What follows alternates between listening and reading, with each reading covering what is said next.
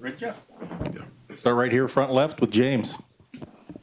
Jeff, when you're the green dot of this defense and it's a top 15 unit, a lot of guys performing very well, including yourself, and there's no first-team all-conference players from the coaches in this league, how does that sit with you? Does that bother you? Does that motivate you in any way?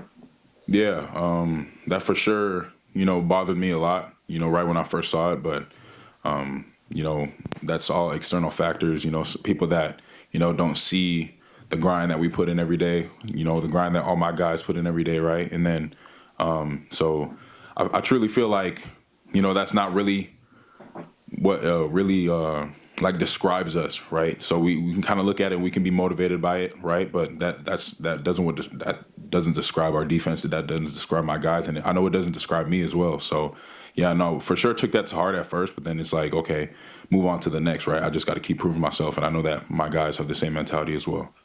Middle left, John. You guys played quite a bit of the season as the number one ranked team in the country and ended the season as the only undefeated. As the season has gone on, is that added pressure to be the number one team in the country week to week? Yeah, no, I wouldn't say it adds pressure. We always like to play like we always have a target on our backs, right? So we always got to treat every week like it's a championship week, right? And we know that we're gonna get every team's best shot. We know we're gonna get their best game plan, and we know they're gonna get their best shot, right? So going out there every week, we know that we got to prepare as if it's going to be for a championship game or a championship type of mentality, right? So I always like to see being ranked number one really doesn't matter, right? We're not too focused on looking at rankings or polls or how other people view us, right? It's all about the people in this room and the people in this facility and the work that we put in every day. So yeah, we're not too focused on external factors. Back left, Matt. Jeff, we always hear yourself or coaches talk about getting better every week, striving to find improvements. Where has this team improved since you last played Ohio State in mid-October, you feel like? Your defense. Defensively? Yeah. Yeah, I feel like we've tremendously improved in all factors. I think every category that we've improved on. I don't know the numbers statistically right now off the top of my head, but I think that, just looking at our film week to week, guys are, getting to the quarterback more, creating more havoc in the backfield with, TFLs or whether that's batted balls at the D-line position, right? And I know that in the back end we're playing, tremendous football right now, right? And that's got to keep striving throughout. We go up, these last couple of games here, right? So I know that, like I said, the number's off my head right now, but I know that we've been, trending in the right direction, I could say. So, Back middle, Brett. Jeff, Bryce talked about kind of your guys' relationship on the field, off the field a little bit, and how certain moments during this season you've really come in and stepped up, obviously, to kind of help calm the team down during the biggest moments. How do you feel like your position as a leader on this defense has really developed throughout this season, and how important do you feel like it's going to be for you to be there as that leader come next week in the Rose Bowl? Yeah, I feel like I've grown just as a leader throughout week to week. Just being more vocal and like you mentioned or like Bryce mentioned, when those tough times do come up in the game where defense may not be playing the greatest or offense isn't playing the greatest. Not only being able to go and talk to my defensive guys on the sideline, but then also get the voice and have an input and a voice on the offensive sideline as well, right? Bringing guys up at the end of the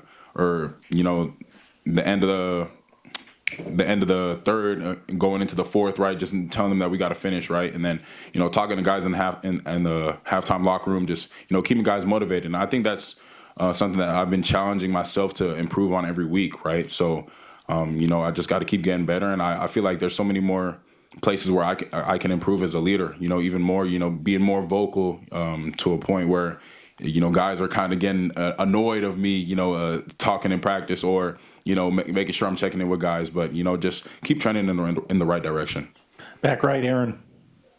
How beneficial was it to kind of have that first round bye so you could take some time after that Big Ten championship game to self-scout? And how motivated is this team to kind of prove that you guys can perform a little bit better than you did, especially on the defensive side in that Big Ten championship game? Yeah, I think having the bye really benefited us a lot. Just getting our bodies back. Getting a little break from football. Mentally and physically, right? So having some time to just sit back and look at the film, look at the self scout. Look at from the last time that we played these guys, and then from week one to where we've grown, and seeing where we can improve on as a defense and as a team as well. On special teams. So I think that was really crucial to us. And then. Just about I think that having the bye and giving us more time to work on the simple fundamental things as a defense. Looking at, like I said, looking at the self scout. Compared to the getting ready to play Ohio or Tennessee before they played, and then post game, figuring out who we're gonna play. It's like, okay, now we can dive in and use the stuff that we used on the bye week to apply that to game week and game prep. So. Front left, James. We saw Kingston in a pretty significant role there in the Penn State game, matched up with Warren. What did you see from him in looking back at it, and how confident are you if you guys call upon him against either Scott or Tate over the middle in a similar role in this game? Yeah, I'm very confident in Kingston. A young guy, who has a lot of length, and I know that he's a guy who's he's focused in meetings, a guy that's here, and he's been getting better week to week, right? And I think that I got a lot of respect for Kingston. The things that he does, on and off the field, just the type of person that he is. I think that coaches were starting to realize that he could help our defense tremendously. And we always like to say that there's always going to be somebody going in throughout a long season, who their role may have not mattered, early in the season, but then going into late in the season, their role might be trending higher, right? So I think Kingston is a great visual representation of that, and with him being matched up on a great tight end like Warren, Penn State tight end, the confidence that we have in him, is through the roof. So I got a lot of belief in him. Second row left, Eric. Mateo's growth this year's pretty obvious and apparent from what we saw last year. What has that done for your guys' defense, just the steps he's taken? What has that unlocked or opened up for you guys? I think that's unlocked a lot. A guy who can also drop in coverage, but then a guy that who's also good with the ball in his hands and can make game-changing plays, like you guys seen at the Wisconsin game. And then a guy who creates a lot of havoc in the backfield and who's an issue for offensive linemen, right? So always having guys like that on the edge, like Mateo, Birch, and Tatum. I think those are guys that you want on your team, and guys that who know the playbook, and guys who communicate on the front line, right? It's really rare for to have edges that communicate just as much as they do, right? So I think it's very crucial, and I'm so grateful to have Mateo. Front left, Zach.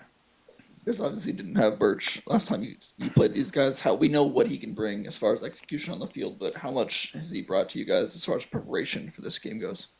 Yeah, he's brought a lot. Just having him back into the game plan, I know that he's fired up to play these guys. Just like you said, he wasn't with us for the first time seeing these guys, so I know that he's going to be fired up. And then, getting him back into the groove, to the game plan.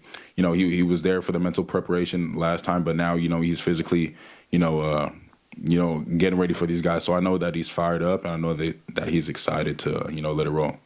To the left, John. Kind of a two-parter here. One, did you watch Ohio State Tennessee live when the game was going on? And two, were you surprised Ohio State jumped out to such a big lead early in that game?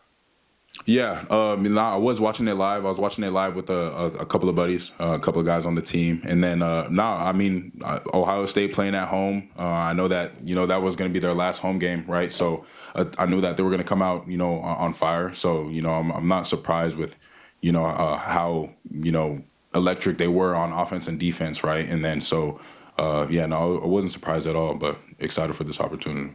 Back left, Matt.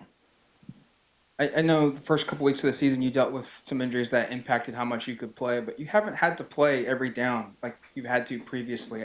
How has that helped you, and how has this helped this defense? Because you're playing well, and the defense is also playing well despite you not having to play as much. Yeah, I think that just goes to the coach's plan, just keeping me fresh, and that means that we're having a lot of guys that can play valuable snaps for us, right? So you can't look at that as a negative that I'm not playing as much as like I used to. I'm still playing good snaps, but then we're still playing elite defense, right? So it means that other guys are developing, which is a good thing, and then that also means that guys are starting to learn. The defense guys are starting to gain more trust and belief in one another, and that means we're headed in the right direction, right? We always talk about power unit. Coach Lupoy always likes to talk about a power unit in our defensive meetings. So that's where it shows up right there, and then that also goes into the trust and belief that I have in my teammates as well, for them to go out there and do their job at a high level. Back middle, Brett. Jeff, it's not often that we get to see the same teams face off against each other multiple times in a season. You had that experience last year against Washington. Now you have this year and against Ohio State. Is it easier in situations when you get to face a team a second time? Is it harder? Is it the same? Just what's your experience with that?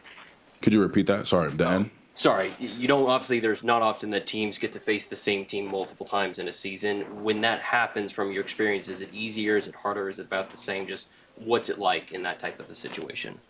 Yeah, I would say it's about the same, because right, playing the team the first time, you have the game plan, right? But then seeing them again, you have the game plan again, and it's like, okay, how much better can we make the last game plan, right? To make it not as much as a close game, or to not miss this many opportunities, or let's fix these corrections from the last game, right? So I think it makes it the same, but then also makes it even better, because now you have time to actually go look at what you did wrong from the previous game, and then apply that to the game that you're about to play. We're going to go to the Zoom. Ryan Clark, if you can unmute yourself. Hey, Jeff. Just throughout your college career, who have you learned from? Who are the people you have learned from about what it means to be a leader in this type of space, and what are maybe some of the biggest things that have stuck with you? Yeah, early on in my freshman year, I would have to say guys like Kayvon Thibodeau, guys like Verone McKinley, just learning from those guys, and how much they use their voice to impact others, and guys like Noah Sewell, a guy that I played next to for a couple of years, just people that I feel like really took me under their wing and really applied that. Showing from their work, their leadership really showed up from their work, and it really didn't show up from just them talking every day, going out there, hooing and hollering, right? It really showed up from how they show up to the facility, how they carry themselves on and off the field, and that other people are going to follow. So those are a lot of people that impacted me my freshman year. Last question will be Scott Reed. Scott, if you can unmute yourself. Thank you. Hey, Jeff, Tosh talked earlier about the importance of playing against guys like Ted Johnson, Evan Stewart, Fayshawn Holden, elite receivers and elite playmakers, and helping prepare. Talk a little bit about how going against a guy like Jordan James, who's similarly built to Travion Henderson, helps you get ready for that rushing attack from Ohio State. Yeah, going up against those guys in practice every day is like, you're getting the best look in practice every day. So it makes the game, even easier, right? So, a guy, like you mentioned, going up against a guy like Jordan James every day, who's very familiar to Travion. I think that two very similar backs, break a lot of tackles and run their feet through contact, right? So going up against Jordan every day with whether that's matching him on routes or just getting a thud up on him, right?